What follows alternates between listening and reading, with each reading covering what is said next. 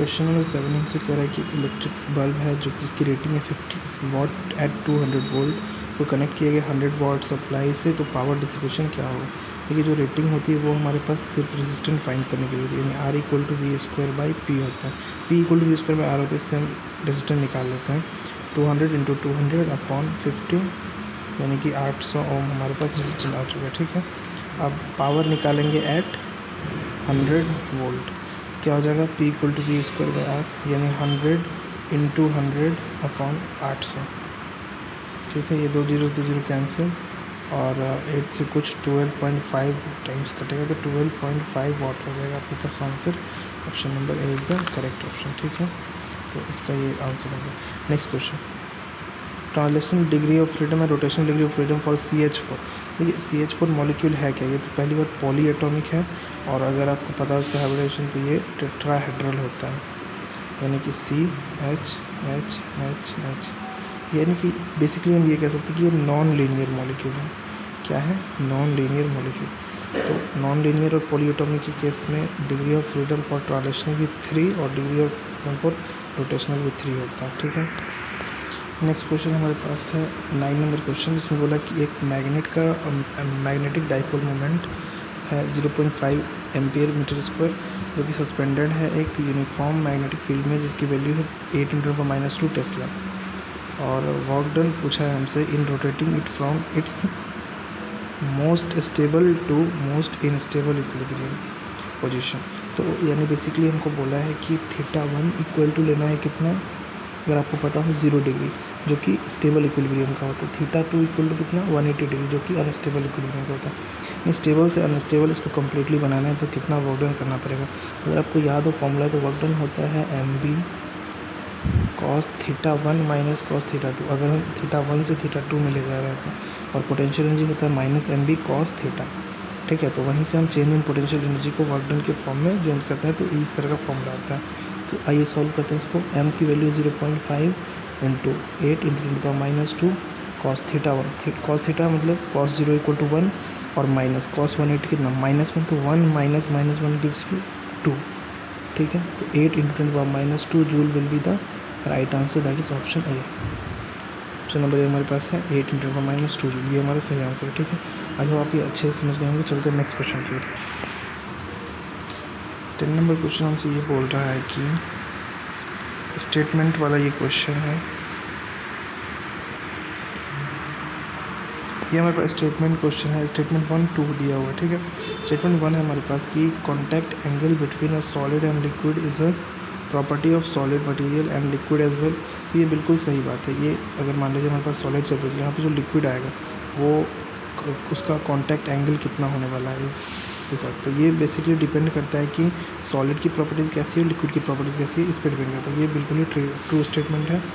Second option, the rise of liquid in a capillary tube is does not depend on the inner radius of the tube. ठीक है, तो इसका formula आपको याद होना चाहिए, H equal to 2s cos θ by r rho g, यानी कि हम कह सकते हैं कि H प्रोपोर्शनल टू 1/r होता है। इंडिपेंडेंट कहाँ है, रेडियस से इंडिपेंडेंट नहीं है, ये डिपेंड कर रहा है, इन्वर्सली प्रोपोर्शनल है, यानी कि ये स्टेटमेंट बेसिकली फॉल्स हो जाएगा, यानी 1 is correct 2 is wrong, option C is the correct answer. ठीक है, नेक्स्ट क्वेश्चन देखिए, बाय प्रिंसिपल होमोजेनिटी कौन सा हमारे पास में करेक्ट डायमेंशन है। ठीक है, डायमेंशनली कौन सा करेक्ट क्वेश्चन है, तो सबसे पहले हम देख लेते हैं टाइम का डायमेंशन क्या होता है, t। अच्छा, 4π² कॉन्स्टेंट है, r का डायमेंशन l होता है, g का dimension m inverse l³ t⁻²। ये आपको याद ही कर लेना चाहिए ताकि जल्दी से जल्दी आप सॉल्व कर सकें।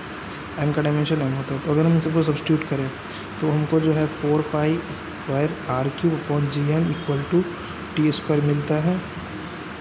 4π² r³ क्या कि देखिए r³ मतलब l³ g का dimension m inverse l³ t⁻², और m अगर यहाँ पे और कर दिया जाए तो m से m कैंसिल, l3 से l3 कैंसिल, t का पावर ऊपर चला जाएगा, t² की इक्वल हो जाएगा।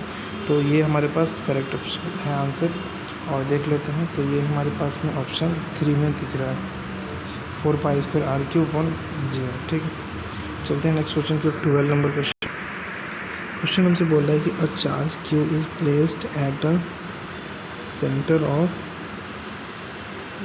Of cube of the surface. Face centre पे बोला है हमको कि एक क्यूब के फेस सेंटर पे एक चार्ज रखा हुआ है, यानी कि क्यूब है, इसका जो फेस है, फेस के सेंटर पे यहाँ पे चार्ज रखा हुआ है। और पूछा है the flux linked through the cube is linked with the cube, cube के साथ फ्लक्स कितना लिंक है। देखिए अगर फेस सेंटर पे रखा हुआ है तो ये चार्ज जो है ऐसे दो क्यूब्स के साथ कॉन्ट्रैक्ट कर सकता है, यानी कि इस चार्ज का आधा हिस्सा ही इस क्यूब से पास करेगा, यानी कि Q/2 अपॉन एप्सिलॉन। ये इनक्लोज चार्ज है तो Q/2 epsilon will be correct answer. Option B is the right option. चलिए क्वेश्चन नंबर नेक्स्ट देखते हैं। क्वेश्चन नंबर 13 अगेन से एक स्टेटमेंट वाला क्वेश्चन है। बोल रहा है ए असर्शन बोल रहा है number of photons in increases with increase in frequency. तो नंबर ऑफ फोटॉन के इंक्रीज होने से तो नहीं बढ़ता है, number of photons increases with increase in frequency, ऐसा बिल्कुल भी नहीं है। A is the wrong. So A हमारे पास में यहाँ पे रॉन्ग हो जाएगा, इसको फॉल्स लिख देते हैं। नेक्स्ट है maximum kinetic energy of emitted electron increases with increase in frequency density and radiation. ये बिल्कुल ही सही है, तो ए तो इनकरेक्ट है बट आर करेक्ट है। ऑप्शन ए सही है हमारे पास। A is not correct but R is correct, ठीक है, ये ऑप्शन सही है। नेक्स्ट क्वेश्चन हमसे ये बोल रहा है कि width of one of the two slits in YDSC is 4 times that of other slit. Then हमसे पूछा है the ratio of Imax, the ratio of maximum intensity to minimum intensity in interference pattern is given है। ये हमसे पूछा है Imax on I minimum equal to क्या होगा। ये हमारे पास में क्या होता है Imax √I1 प्लस √I2 का square upon √I1 minus √I2 का square.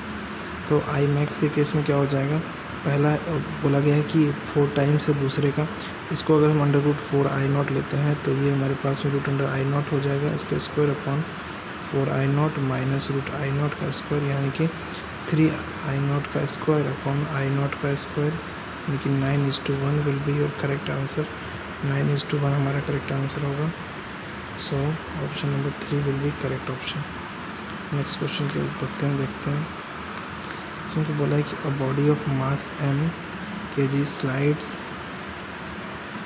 From rest along the curve of the vertical circle. Vertical centre के कर्व के अकॉर्डिंग ये स्लाइड कर रहा है, और किस पोजीशन में, तो A से B पोजीशन में एक फ्रिक्शनलेस पाथ में, ठीक है। Velocity of body at B पूछा है हमसे, velocity of body at B क्या होने वाला है। तो देखिए ये रेडियस हमारे पास, और ये क्या हो जाएगा r sin थीटा। इस पॉइंट पे हम पोटेंशियल एनर्जी फाइंड करें अगर, तो ये क्या हो जाएगा mgr plus mgr sin theta, ये यहाँ की टोटल एनर्जी हो जाएगी। और अगर इसको हम इक्वेट कर दें एट पोटेंशियल एनर्जी को काइनेटिक एनर्जी के साथ, ये पोटेंशियल एनर्जी काइनेटिक एनर्जी के साथ अगर इक्वेट कर दिया जाए तो हाफ mv² होता है। तो देखिए half mv² equal to mg into r plus r sine 45, ये 45 डिग्री दिया हुआ है हमको। m से m यहाँ कैंसिल हो जाएगा, तो v² equal to half v² equal to क्या बचेगा अपने पास 10 इंटू 1 प्लस 1/√2 इंटू 14, √2 है यहाँ पे, ठीक है। अच्छा इसके बाद v² इक्वल टू देखा जाए अगर तो 10 इंटू 1 प्लस 0.7, देखिए 1/√2 प्लस 1 अपॉन √2, तो √2 मतलब कि, और फिर ये मल्टीप्लाई हो जाएगा यहाँ पे 28 के साथ, इक्वल टू हो जाएगा अपने पास v², जो यहाँ पे हम लिखे हुए हैं। तो v की वैल्यू अगर हम फाइंड करें तो हमारे पास आने वाला 21.8 के अप्रॉक्सीमेटली, तो v हमारा 21.9 जो है ऑप्शन में, option D will be correct option, ठीक है। चलते हैं नेक्स्ट क्वेश्चन की ओर। क्वेश्चन नंबर 16 जो कि फिजिक्स का क्वेश्चन है, लेकिन फिजिक्स का है बिल्कुल नहीं, केमिस्ट्री से आप इसको सॉल्व कर सकते हैं। According to Bohr's standing wave equation के अकॉर्डिंग हमसे पूछा है कि momentum of an electron revolving in fourth orbit पूछा है। हम जानते हैं कि बोर्स का जो थ्योरी है वो बोलता है L इक्वल टू NH/2π, जहाँ पे n जो है वो नंबर ऑफ ऑर्बिट होता है। यहाँ पे फोर्थ ऑर्बिट पूछा है तो 4h/2π यानी कि 2h/π हो जाएगा ऑप्शन नंबर ए। ये ऑप्शन नंबर ए हमारे पास सही है, ठीक। क्वेश्चन नंबर 17 देखते हैं। इसमें हमको अरेंज करना है, कुछ वेव्स दिया है इसको अरेंज करना है, इसके वेवलेंथ को। देखिए आपको हम बेसिक सा ट्रिक बताते हैं, इससे सारा क्वेश्चन इस टाइप का सॉल्व हो सकता है।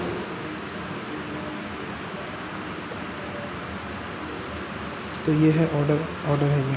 यहाँ पे वेवलेंथ सबसे मैक्सिमम होता है, यहाँ वेवलेंथ सबसे कम होता है। यानी देखिए रेडियो वेव, माइक्रोवेव इसका सबसे हाईएस्ट होता है। तो देखिए रेडियो वेव, माइक्रोवेव यहाँ पे इसका हाईएस्ट होना चाहिए। λ4 should be highest. So λ4 highest कहाँ पे दिख रहा है? यहाँ पे ऑप्शन 4 इज़ करेक्ट। इस तरह से भी आप सॉल्व कर सकते हैं। ये बहुत ही बेसिक मेथड होता है सॉल्व करने का कि एलिमिनेट कर दो ऑप्शंस को। क्वेश्चन हमसे ये कह रहा है कि 90 kg का एक मास है जो कि अर्थ के सरफेस पे 2r यानी 2 टाइम्स ऑफ रेडियस जितने डिस्टेंस पे है, और पूछा गया है कि ग्रेविटेशनल पुल कितना लगने वाला है यहाँ पे। यानी बेसिकली हम अगर g डैश की वैल्यू निकाल ले 2r पर निकाल ले g डैश कितना होगा, तो हम mg डैश निकाल के इसको ग्रेविटेशनल पुल यानी ग्रेविटेशनल फोर्स फाइंड कर सकते हैं। अब देखिए ग्रेविटेशनल फोर्स का वैल्यू क्या होता है g डैश का, gm/r², यानी कि स्मॉल r स्क्वायर यहाँ पे होगा। तो स्मॉल r का वैल्यू क्या हो जाएगा यहाँ पे, एक तो अर्थ के सेंटर से कितनी दूरी 1r और 2r सरफेस से है तो 3r हो गया। तो gm/3r का पूरा स्क्वायर यानी कि gm/r² इंटू 1/9, इसकी वैल्यू होती है g डैश हो जाएगा g/9, यानी कि अगर फोर्स निकाला जाए तो mg/9 हो जाएगा। m की वैल्यू है 90 इंटू 10/9, तो 100 Newton will be the correct answer, that is first option. ठीक है, अगला क्वेश्चन 19 नंबर क्वेश्चन हमसे ये कह रहा है कि एक सैंपल ऑफ गैस है जो कि एडियाबेटिकली एक्सपैंड किया जाता है टू डबल इट्स वॉल्यूम को डबल करने के लिए, यानी v1 = v, v2 = 2v। Adiabatic expansion किया जाता है और एडियाबेटिक कांस्टेंट यानी गामा की जो वैल्यू है इसके लिए वो दिया हुआ है 3/2। तो हमको बताना है work done by the gas in the process will be, work done कितना होगा। एडियाबेटिक के लिए वर्क डन की वैल्यू होती है nr∆T/γ-1, यानी कि अब देखिए ∆T चेंज इन टेम्परेचर हमको चाहिए। अब एक चीज़ देखना है यहाँ पे, टेम्परेचर के बारे में कुछ ज़्यादा बताया हुआ नहीं है तो टेम्परेचर हमको फाइंड करना पड़ेगा। अब एडियाबेटिक में क्या होता है कि T(v⁻⁻1) = कांस्टेंट होता है, यानी कि T1 v1⁻⁻1 = T2 v2⁻⁻1। अब देखिए T(v⁻⁻1) = T2 और v2 कितना, v2 का मतलब 2v, लेकिन देखे है ना double its volume, v1 = v तो v2 = 2v⁻⁻1, ये γ-1 है। तो अगर हम T2 यहाँ पे निकालें तो T/√2 हो जाएगा। यहाँ पे आप देख सकते हैं γ-1 यहाँ पे 3/2 - 1 यानी 1/2 हो जाएगा, यहाँ पे 1/2 और T/√2 हो जाएगा T2 = तो T2 - T1 करेंगे तो हमारे पास आ जाएगा nr T/√2 - T अपॉन γ-1 यहाँ पे 3/2 - 1 इक्वल टू क्या हो जाएगा, n = 2 ले लेते हैं तो 2r into √2t - t upon √2, और इसको अगर फर्दर सॉल्व किया जाए तो हमारे पास आएगा RT × 2 - √2 और RT × 2 - √2, ये हमारा आंसर है। देखिए RT × 2 - √2 कहाँ पे है, ऑप्शन नंबर 4 हमारे पास करेक्ट ऑप्शन है। ठीक है, RT × 2 - √2। चलते हैं नेक्स्ट क्वेश्चन की ओर। ये बहुत ही बेसिक सा सवाल है और इसमें बोला गया एक साइकिलिस्ट जो है वो ट्रैवल करता है और एक सर्कुलर पाथ में ट्रैवल करता है, और ये सर्कुलर पाथ में ट्रैवल करता है जिसका रेडियस 2 किलोमीटर है, और ये P से चलता हुआ यहाँ S पे चलाता है। डिस्प्लेसमेंट बताना है, डिस्प्लेसमेंट क्या हो जाएगा, ये R 90 डिग्री है, सॉरी ये 90 डिग्री है, तो ये इसका लेंथ कितना हो जाएगा R√2, यानी कि R√2 को अगर सॉल्व किया जाए तो √2 × 2, तो √2 × 4 = 8 किलोमीटर, ऑप्शन बी सही है। देखिए इसमें हमसे डिसइंटीग्रेशन एनर्जी पूछा, यानी एनर्जी रिलीज़ कितना होगा अगर हम इस फिज़न रिएक्शन को देखें तो फिज़न में क्या हो रहा है, यूरेनियम टूट रहा है सेरियम और जिरकोनियम में और एक न्यूट्रॉन निकल रहा है, तो सबका हमको मास दे रखा है। इसमें बेसिकली हमको ΔM निकालना है और c² यानी 93.15 mega electron volt per unit से मल्टीप्लाई कर देना है तो हमको ये मिल जाएगा। ΔM चलिए फाइंड करते हैं। ΔM हो जाएगा सबसे पहले हमारे पास में इसका जो मास है 235.0439 माइनस, अब जो ये इधर टोटल का जो ये मास आया है इसको लिखते हैं, तो इसको कैसे लिखेंगे 39.9054 प्लस 93.9063 प्लस 1.0086 जो कि न्यूट्रॉन का मास है, और ये हमारे पास क्या आ जाएगा ΔM आ जाएगा, और इस ΔM को हम अगर c² से मल्टीप्लाई कर दें यानी कि सी स्क्वायर क्या है 93.5 electron volt, mega electron volt. तो आंसर हमारे पास में क्या आने वाला है 208 मेगा इलेक्ट्रॉन वोल्ट। ठीक है, इसका आंसर हो जाएगा 208, क्योंकि मेगा इलेक्ट्रॉन वोल्ट तो हमको दिया ही हुआ है, ब्लैंक स्पेस में 208 आने वाला है। ठीक है, नेक्स्ट क्वेश्चन की ओर चलते हैं। अगला जो सवाल है ये लैटरल डिस्प्लेसमेंट का सवाल है। इसमें बोला है कि एक लाइट रे जो है वो इंसिडेंट होता है एक ग्लास पे और इसका थिकनेस 4√3 सेंटीमीटर का है और रिफ्रैक्टिव इंडेक्स √2 है। तो एंगल ऑफ इंसिडेंस जो है वो इक्वल है क्रिटिकल एंगल के, और इसके ग्लास स्लैब जो है air for the glass slab with air के रिस्पेक्ट में जो है ग्लास स्लैब के साथ जो क्रिटिकल एंगल है वो कितना है इक्वल है इंसिडेंट एंगल के। ठीक है, लेटरल डिस्प्लेसमेंट हमसे पूछा है आफ्टर रे जो ग्लास स्लैब से पास कर जाते हैं। तो जैसे ये ग्लास स्लैब इधर से राइट रे पास किया, इधर ऐसे मुड़ा, और ये जो लेटरल डिस्प्लेसमेंट हमारे पास आया ये डिस्टेंस हमसे पूछा गया। तो चलिए फाइंड करते हैं। सबसे पहले हम देखिए म्यू दिया हुआ है कितना √2। तो हमको पता है कि sine theta of critical angle equal to क्या होता है 1/μ, यानी कि अगर हम क्रिटिकल एंगल अगर फाइंड करना चाहें तो क्रिटिकल एंगल हो जाएगा 1/√2, ये हो जाएगा 1/sin 45 यानी 1/√2। और क्वेश्चन में हमको ये बोला था कि इंसिडेंट एंगल भी इतना ही है, यानी i equal to theta C equal to 45 degree, ये हो जाएगा। अब देखिए लेटरल डिस्प्लेसमेंट का फॉर्मूला क्या होता है T sine theta into I minus R upon cos R, यानी कि हम देखें तो sine 45 equal to √2 of sine R आने वाला है, यानी R equal to sine 45 1/√2, R equal to sine 30 1/√2, और ये कैंसिल 1/2 हो जाएगा, और आर इक्वल टू 30 डिग्री आ जाएगा। ठीक है, अब देखिए डी इक्वल टू क्या है हमारे पास 4√2 साइन इंसिडेंट एंगल कितना 45 पहले ही देख चुके थे 45 डिग्री माइनस रिफ्रैक्टेड कितना लाए 30 डिग्री, ये हो गया अपॉन कॉस आर बोला था, कॉस आर की वैल्यू कितनी है 30 कॉस 30। बेसिकली इस फॉर्मूला पे हम इसको पुट कर रहे हैं लेटरल डिस्प्लेसमेंट निकालने के लिए। अब देखिए 4√3 इंटू 1/4 अपॉन √3/2 इक्वल टू 2 आ जाएगा मेरे पास। ठीक है, तो इसका आंसर हो जाएगा 2 सेंटीमीटर, हम यहाँ पे लिख देंगे 2। ठीक है, चलते हैं नेक्स्ट क्वेश्चन की ओर। 23 नंबर क्वेश्चन हमसे ये बोल रहा है कि दो वायर हैं ए और बी जो कि सेम मटेरियल का बना हुआ है और इनके पास जो है सेम मास है, मास इसका सेम रहने वाला है। ए का जो रेडियस है वो 2 mm का है और वायर बी का जो रेडियस है वो है 4 mm का। रेजिस्टेंस ऑफ वायर बी जो है वो 2 ओम बताया हुआ है। ठीक है, तो वायर ए का रेजिस्टेंस कितना हो जाएगा ये पूछा हमसे। देखिए इसको हम बेसिकली एक ऐसा कंडीशन भी कंसिडर कर सकते हैं जिसमें ए का रेडियस 4 mm है, इसको स्ट्रेच करके हम वायर ए ये बी है और इसको स्ट्रेच करके हम वायर ए बना लिए। तो ऐसा इसलिए मैं बता रहा हूँ क्योंकि दोनों का मास सेम है, तो स्ट्रेच करने पे मास तो वेरी होता नहीं है।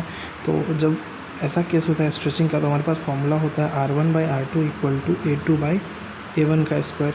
और A2/A1 कितना A2/A1 करेंगे तो R2 square by R1 square, क्योंकि एरिया होता है पायर स्क्वायर, इस पूरे का स्क्वायर, यानी कि R2/R1 कितना 2 का स्क्वायर यानी 4 का स्क्वायर यानी 16 टाइम्स ऑफ R1, तो 16 times of 2 equal to 32 ohm हमारे पास आंसर हो जाएगा। यानी resistance of wire A will be 32 ohm. ये हो गया आंसर। नेक्स्ट क्वेश्चन देख लेते हैं। In a system of particles M1 है 3 kg, M2 है 2 kg और ये प्लेस्ड है एक सर्टेन डिस्टेंस पे। ठीक है, और पार्टिकल M1 को मूव किया जाता है toward the centre of mass of the system. तो हमसे पूछा गया है कि क्वेश्चन तो पार्टिकल ऑफ मास M2 जो है उसको कितना मूव कराया जाए सेंटर ऑफ मास की तरफ, ताकि जो सेंटर ऑफ मास का जो पोजीशन है वो इंटैक्ट रहे, वो बिल्कुल भी मूव ना करे। तो देखिए ये बहुत ही ईजी क्वेश्चन है। M1 times of delta x1 equal to M2 times of delta x2। M1 कितना है 3, डेल्टा x1 कितना दिया हुआ है हमको 2, M2 कितना है 2, डेल्टा x2 कितना होगा वो फाइंड करें। Delta x2 equal to 2 3 centimetre. बहुत ही बेसिक सा क्वेश्चन था centre of mass and collision वाले कॉन्सेप्ट पे। तो ये हमारे पास आ जाएगा 3 सेंटीमीटर दिया हुआ है 3। ये सारे न्यूमेरिकल वैल्यू टाइप क्वेश्चन, सिर्फ नंबर आपको ऐड करना है, बाकी सारा कुछ इसमें दिया हुआ रहता है। नेक्स्ट क्वेश्चन देख लेते हैं। नेक्स्ट क्वेश्चन हमसे क्या कह रहा है कि ए बस moving along the straight road highway, इसका स्पीड है 72 किलोमीटर पर आवर। ये जो है एक हॉल्ट में यानी कि रेस्ट में आया था 4 सेकंड के बाद ब्रेक अप्लाई करने पर। तो पूछा है डिस्टेंस कितना कवर किया गया इस रेस्ट में आने तक के पीरियड में। देखिए स्पीड हमको कितना दिया हुआ है 72 किलोमीटर पर आवर। इसको हम मीटर पर सेकंड में चेंज करें तो 5/18, 18 4 जा 20 मीटर पर सेकंड हो जाएगा, ठीक है। और ये u हो गया और v कितना हो जाएगा 0, टाइम कितना है 4 सेकंड। डिस्टेंस कैसे निकालते हैं ut + ½ at²। अच्छा, तो एक्सेलरेशन कैसे निकालेंगे, v = u + at करके। v है 0, u है 20 + a × 4, तो a = -20/4 यानी कि -5 मीटर पर सेकंड स्क्वायर।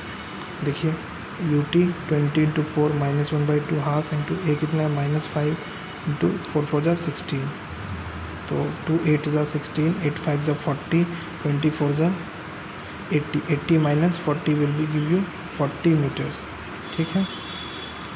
तो अगर हम यहाँ पे माइनस दे चुके हैं तो यहाँ माइनस देने की ज़रूरत नहीं है और ये 40 मीटर हमारे पास में आंसर आ जाता है 55 का, ठीक है। 56 नंबर क्वेश्चन को देखते हैं। ये क्वेश्चन हमारे पास कह रहा है a rod of length 60 centimetre rotates with a uniform angular acceleration 20 radian per second about its perpendicular bisector in a uniform magnetic field of 0.5 tesla, ठीक है। ओमेगा कितना है 20 radian per second, 20 radian per second, और magnetic field की intensity की value कितनी है 0.5 tesla. कुछ है direction of magnetic field is parallel to the axis of rotation. अगर हम इस तरह से इसको बनाएं तो एक्सिस ऑफ रोटेशन अगर ये है तो इसके पैरेलल ही है मैग्नेटिक फील्ड की वैल्यू। तो कुछ है पोटेंशियल डिफरेंस कितना होने वाला है इन दो एंड्स के बीच में। तो एक चीज़ आप ध्यान रखिए, जब भी मैग्नेटिक फील्ड के पैरेलल होता है एक्सिस ऑफ रोटेशन तो दोनों ही पॉइंट्स सेम पोटेंशियल पर होते हैं और पोटेंशियल डिफरेंस क्या हो जाएगा डेल्टा v = 0 हो जाएगा यहाँ पर। तो यहाँ पे 0 वोल्ट आ जाएगा हमारे पास आंसर। चलते हैं अगले क्वेश्चन की ओर। ये मैग्नेटिज्म का एक काफ़ी अच्छा सवाल है, इसको मैं काफ़ी अच्छे कैटेगरी का सवाल बोलूँगा क्योंकि इसमें सारा कंसेप्ट यूज़ हो जाता है एक पैरेलल करंट कैरिंग कंडक्टर के द्वारा मैग्नेटिक फील्ड वाला फॉर्मूला में, ठीक है। आइए स्टार्ट करते हैं। दो parallel long current carrying conductor wire है जो कि सेपरेटेड एक डिस्टेंस 2r से। यहाँ देख सकते हैं दो वायर है 2r के डिस्टेंस से ये सेपरेटेड है। ये दोनों वायर के बीच में डिस्टेंस कितना है r और r2r, ठीक है। पूछा ratio of magnetic field at A per magnetic field कितना है उसका एंड मैग्नेटिक फील्ड सी पर कितना है उसका, मैग्नेटिक फील्ड प्रोड्यूस एट सी कितना है उसका रेशियो जो आ रहा है वो x/7 आ रहा है। हमको x की वैल्यू बतानी है। देखिए ए पे कितना आ रहा है और सी पे कितना आ रहा है इसका वैल्यू बता रहा है। अब देखिए ए पर जो मैग्नेटिक फील्ड का वैल्यू आएगा वो वायर 1 के कारण भी आएगा और वायर 2 के कारण भी आएगा। सी पे जो मैग्नेटिक फील्ड का वैल्यू आएगा वो वायर 2 के कारण भी आएगा, वायर 1 के कारण भी आएगा। आइए स्टार्ट करते हैं। मैग्नेटिक फील्ड जो ए पर आएगा वो कितना होगा μ0, पहले वाले में करंट I है μ0I/2π × d, तो पहले वाले के लिए d कितना हो जाएगा r, प्लस दूसरे वाले के कारण a पर तो μ0I/2π × यहाँ से डिस्टेंस कितना है 2r + r यानी कि 3r, और करंट की वैल्यू I नहीं 2I है तो 2 से मल्टीप्लाई कर देंगे। तो ये हमारे पास कितना आ जाएगा B at C, magnetic field at C, तो μ0I/2π × 3r यानी कि C पर अगर देखेंगे हम मैग्नेटिक फील्ड ड्यू टू 1 तो μ0I/3r, 2π × d और डिस्टेंस कितना है 3r प्लस μ0 2I/r। अच्छा, अब हम BA/BC की वैल्यू अगर निकालें तो 5/7 आ जाता है। आप कैलकुलेट करके देख सकते हैं। तो हमारे पास बोला था x/7, तो x की वैल्यू हमारे पास 5 आती हुई दिखाई दे रही है यानी कि x का वैल्यू हो जाएगा यहाँ पे 5, ठीक है। चलते हैं नेक्स्ट क्वेश्चन की ओर। ये जो 58 नंबर क्वेश्चन है फिजिक्स का वो हमको ये बोल रहा है कि मरकरी जो है मरकरी को फिल किया गया है एक ट्यूब में जिसका रेडियस है 2 सेंटीमीटर और हाइट 30 सेंटीमीटर तक भरा गया है इसमें मरकरी को। तो फोर्स जो एक्सर्टेड हो रहा है मरकरी के द्वारा बॉटम पे वो कितना है।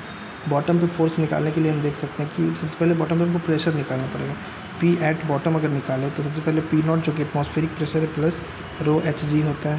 तो अगर हम इसको टोटल प्रेशर मान लें तो फोर्स क्या हो जाएगा प्रेशर इंटू एरिया, यानी कि P0 + ρgh इंटू एरिया, और P0 कितना है 10⁵ यहाँ पे दिया हुआ है और प्लस डेंसिटी 1.36 × 10⁴। अब बेसिकली ये फॉर्मूला पुट करना है और वैल्यू पुट करना है और आंसर लाना है। 20/7 पाई r² कितना 2 mm दे रखा था, 2/100 का स्क्वायर हो जाएगा और इसको अगर फाइंड किया जाए तो 177 न्यूटन आपको आंसर आता हुआ दिख रहा है।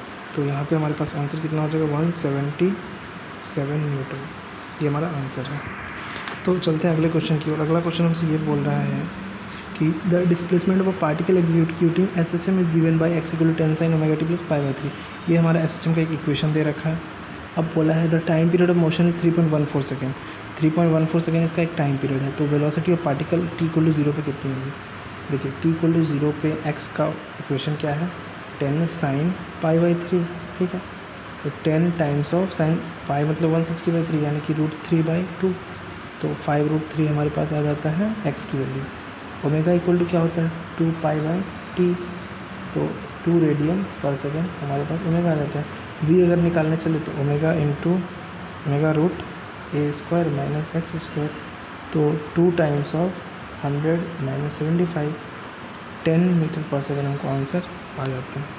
इसका वैल्यू क्या हो जाएगा? 10 हो जाएगा, ठीक है। Next and last question of physics. इसके बाद हमारा फिजिक्स का सेक्शन कंप्लीट हो जाएगा।